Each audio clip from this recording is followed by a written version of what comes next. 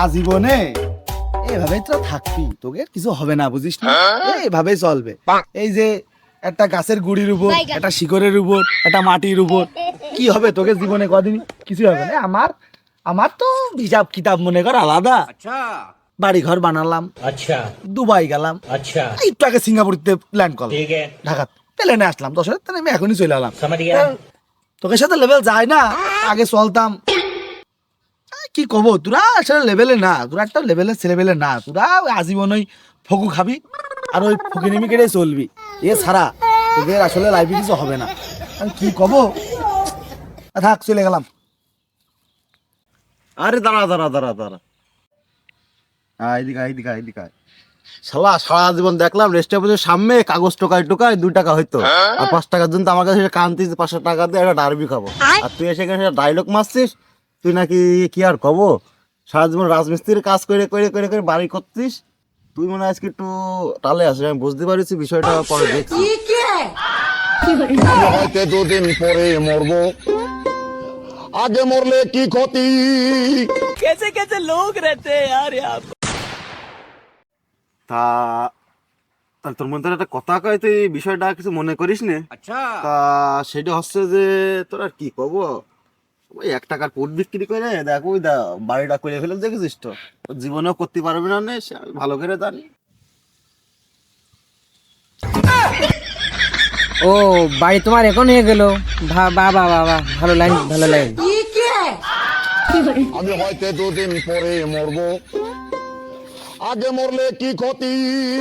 ভাই আমার দেখো অলওয়েজ টাইম ব্যাগ ঘাড়ে থাকে, মালয়েশিয়া, সিঙ্গাপুর, দুবাই, আবার একটু পরে বিকেলে আমার ফ্লাইট রয়েছে, এসে ইন্ডিয়ায় যাবো আমি। কন্ট্রোল মনি, তোর কথা শুনে যে আমি মাটির নিচে পুঁতে গেছি, খুঁজে দেখ পাবিনি। তো সেদিনকে আমি দেখলাম ওই যে গুলিস্তানের মোড়ে হাত পাইতে রয়েছিস, এটা টাকার জন্য। এই ব্যাগটা কি জন্য রাখিস ঘাড়ে? এই টাকা পাবি একটা করে আর ঢুকাই তুবি। আর ওই যে ঝালমুড়ি বেচছিলি সেদিনকে, ওই টাকা গুছাই ঝালমুড়ি বেচে কি করেছিস? ওই যে ট্যুর কোনে দিস, ওই যে মাঠে ধান কাটিস, এইসবই তো তোর ট্যুর। মাঠে যাওয়া, তারপরে যে ঘাটে, ওই যে দৌলদিয়ার ঘাটে যাওয়া। এত কষ্ট মেনে নেওয়া যায় না। এই যে তোরা এত কথা করছিস, তোরা আমার লেভেলে আছিস। আচ্ছা, এই যে চশমাটা দেখেছিস, এই যে চশমা মালয়েশিয়ার তা না, দেখেছিস কোনোদিন চোখি? এই চশমাটা যে আনিছি, কত টাকা খরচ করে যে আনতে হয়েছে, তোরা বুঝবি না। এই চশমার কথা তো বাদই দিলাম। এ দেখ আমার ফোনের ব্যাক পাটে অলওয়েজ মালয়েশিয়ার ডলার রাখি। এ দেখ ইঙ্গিত, যাকে বলা হয় ইঙ্গিত। এ দেখ মালয়েশিয়ার 1 ইঙ্গিত, মানে বুঝতে পারছিস এই দেশের কয় টাকা হতে পারে।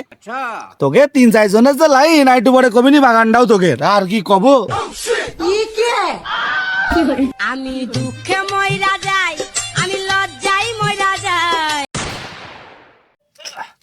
सब क्या देखना पड़ रहा है, अच्छा है मैं अंधा हूँ।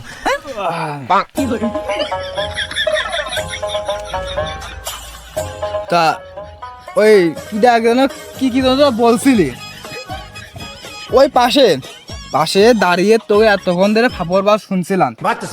আমি আর ওই শুনতে কান ধরে গেছে, কি আর করবো, মানে তোর সাথে যোগ দিতে আসলাম। ওই কিডা কি করছিলি, তা এবার আমি একটু দেখি। তোকে ফাপড় বাস, তোমার কাছে এলাকার মানুষ এই রাত থেকে ঘুমাতেও পারছে না। তা মূলত আছে তোরাই যে এত ফাপড় মারছিস, এলাকার মানুষ তো মরতে একটাও জেগে নেই, মরে গেছে। আর যে পশু পাখি, ওকে কথা কি কও বাদ।